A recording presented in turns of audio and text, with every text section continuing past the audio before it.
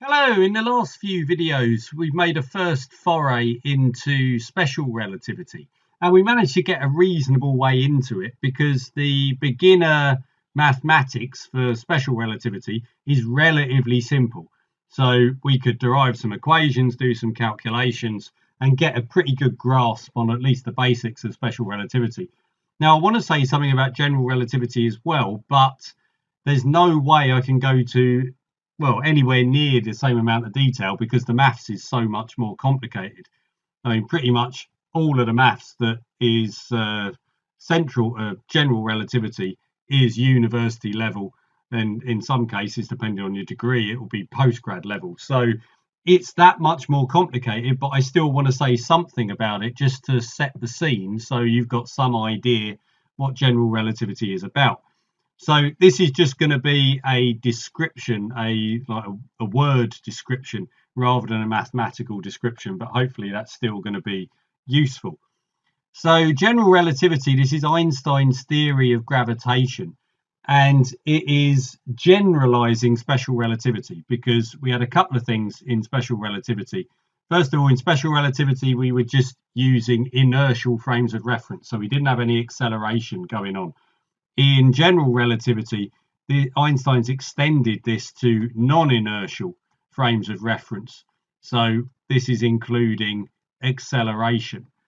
The other thing as well that we saw in special relativity is this relationship between space and time. So we can't consider space and time to be separate anymore.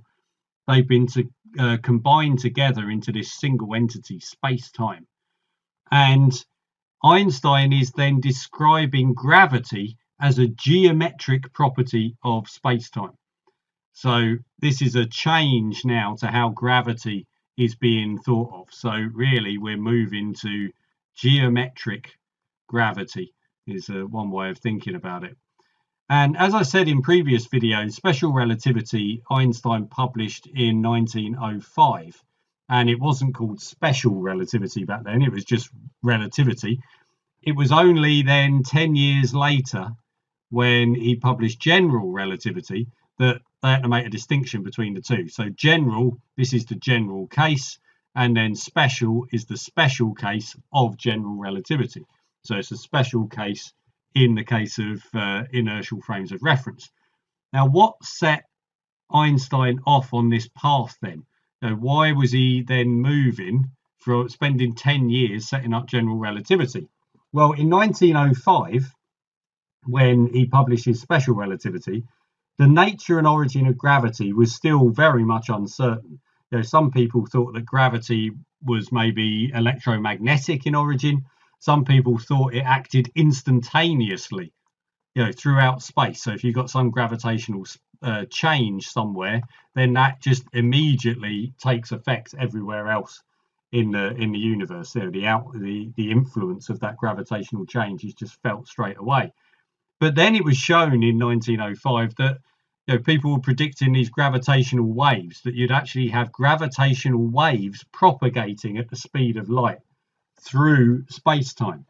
So this is really playing to Einstein's strengths. This is tapping into all the stuff that he'd been doing in special relativity.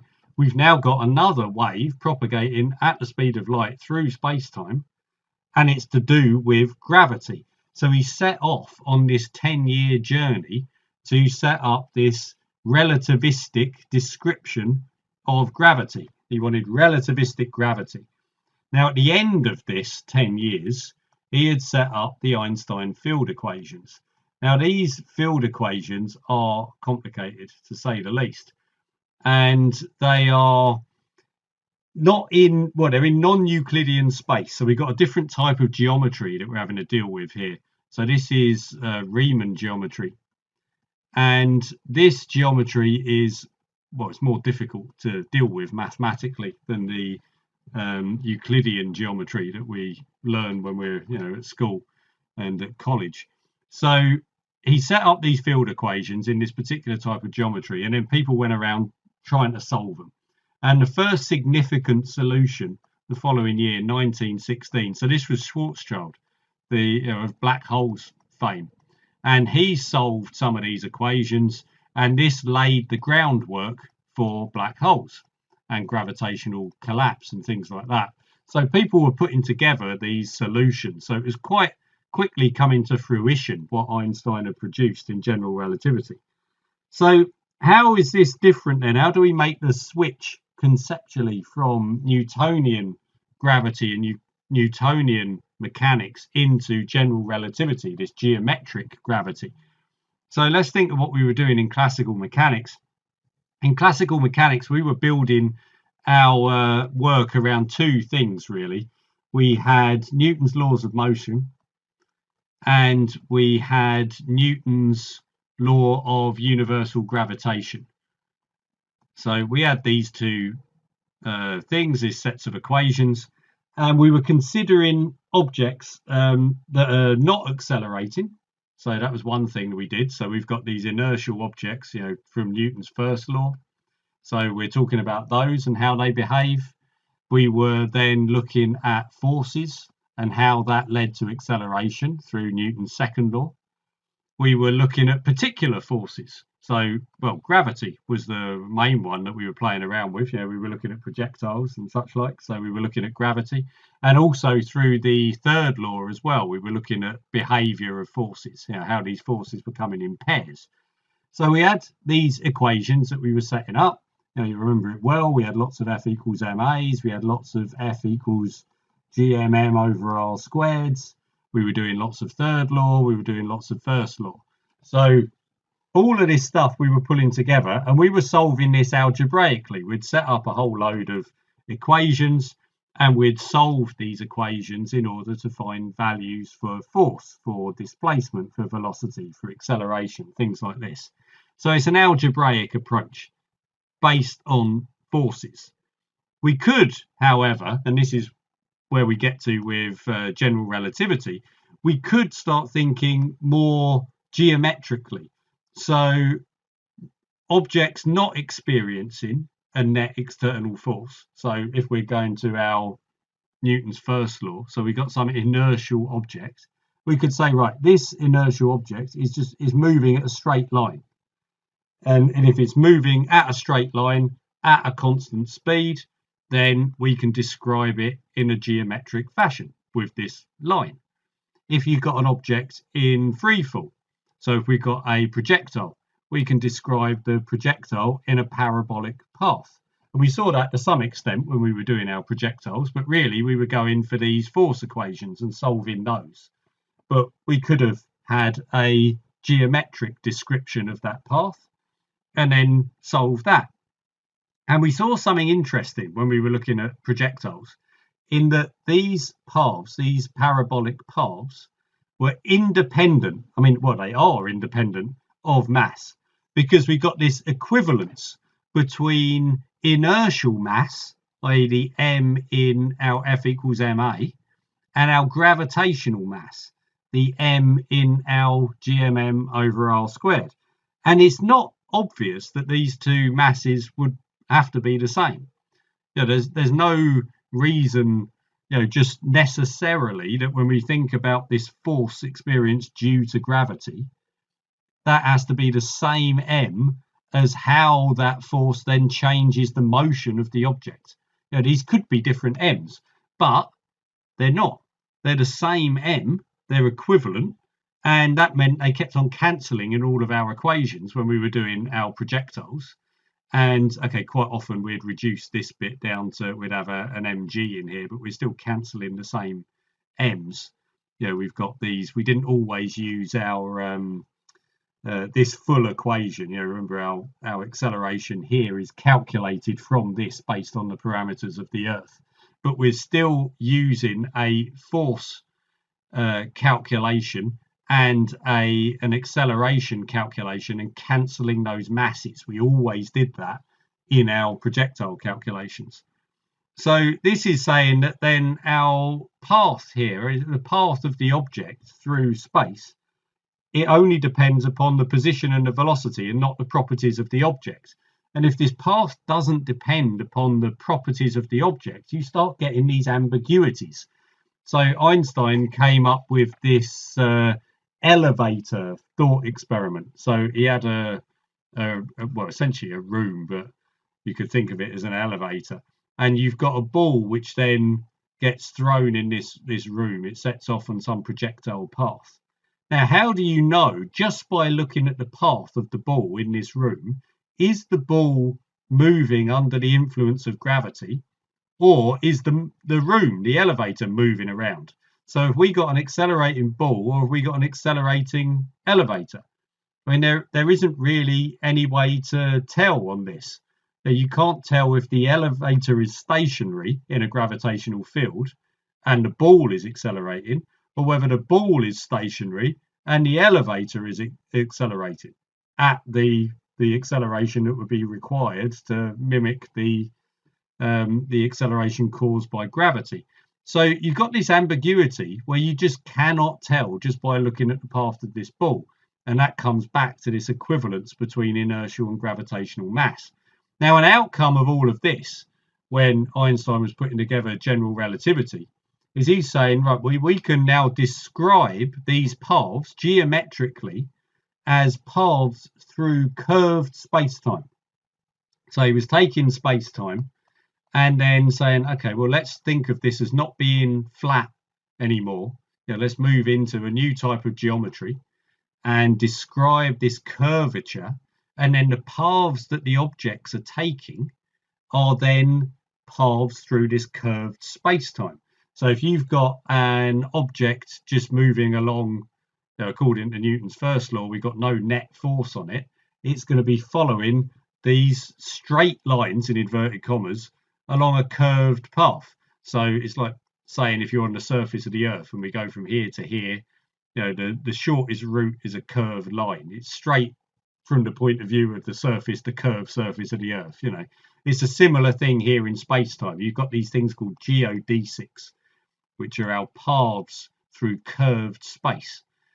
So Einstein's then set up this geometric description. Now we've got a geometric description, and it's a geometric description of gravity, because we can now describe these paths due to gravity, these projectile paths, just in terms of these paths through curved space-time. So this is a whole new way of thinking about gravity. We're actually removing, if you're looking at it this way, we're removing these ideas of force. The way that force is playing into this is if you've got a lot of mass that previously we'd be saying, well, a lot of mass is generating a lot of gravitational force. Now in general relativity, we're saying a lot of mass is creating a lot of curvature of space-time. So the more mass, the more curve we've got. The force bit is just disappearing. It's not part of our description inside general relativity. And this predicts a whole load of things. If you go with this general relativity approach, it's then saying, well, yeah, we are going to get these gravitational waves, these ripples in space-time that are going to propagate outwards. It's predicting gravitational lensing, where you're going to get the bending of light because of the curving of space. Curving of space-time, I should say. So we're going to get gravitational lensing. You're going to get black holes, as Schwarzschild predicted then by solving these equations. You've got other proven and observed phenomena, things like the orbit of Mercury. Using Newtonian mechanics, people were struggling to describe why Mercury was orbiting the sun in the way that it did. And the problem was Mercury is close enough to the sun, so big load of mass of the sun, big curvature of space-time. Mercury was close enough to that mass that the curving of space-time was really stretching out the difference between taking the Newtonian algebraic approach, which is an approximation, and then the relativity geometric approach, which is actually far more accurate. So it was stretching out. If you get close enough to the mass, if you get into the really, really curved space-time, then that is highlighting these differences between the accurate description in general relativity and the approximation in Newtonian mechanics. So that was one success early on for general relativity. Another success for general relativity was 1919. There was a total solar eclipse. Arthur Eddington, he led some observations of this solar eclipse. You had a team in Brazil, a team in Principe, island off the west coast of Africa. And the useful thing with a solar eclipse is when the sun is blocked out by the moon, so you're not getting all the glare of the sun, you can see stars that are in the near background of the sun, as in close to the disk of the sun, but obviously far in the distance. Now, if you get the position measured accurately before the eclipse of a star, and then during the eclipse see where it appears to be, then you can detect gravitational lensing. You can detect the bending of the starlight around the mass of the sun, because of this curvature of the space-time is bending the path of the light. And Eddington and team managed to show this. Again, you've got some pretty good experimental evidence not long after Einstein had published, showing, this general relativity stuff, it really works. It is backed up by observations. So, a lot of support for general relativity. And this is another one of these cases where our classical mechanics is revealed to be an approximation that's valid in our everyday world, in our world where space-time isn't that curved. We've got relatively flat space-time. We don't have high mass somewhere. We don't have these star-sized masses kicking around where you're getting massive warping of space-time, and then it's really highlighting the approximations inside Newtonian mechanics. So in our everyday world, Newtonian mechanics is still fine. It's still a perfectly accurate approximation.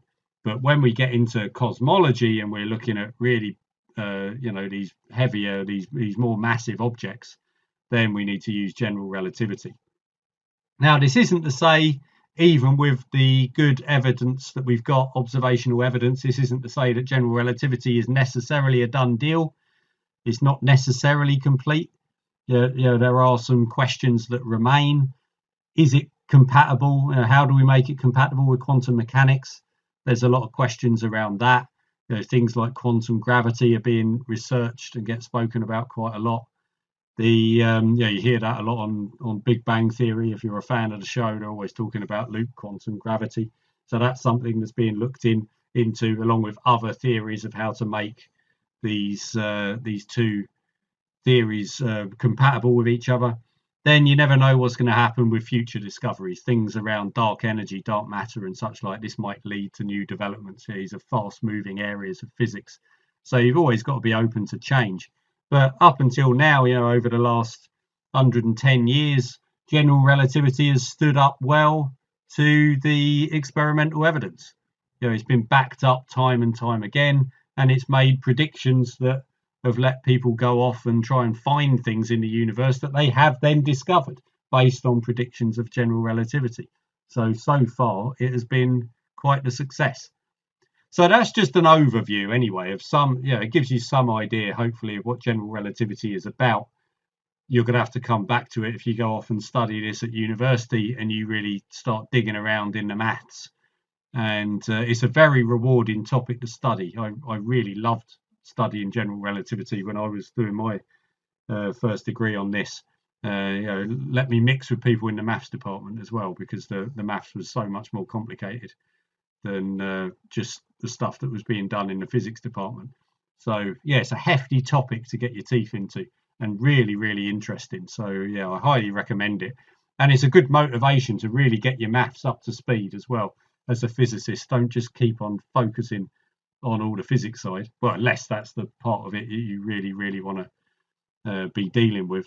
But the better that you can make your mathematics as a physicist, the more options you can look at, and the more progress you can make, and the more you can really understand this sort of stuff, because you'll need to have a high standard of maths to get your teeth into general relativity. So I really, really recommend that. So there you go, general relativity.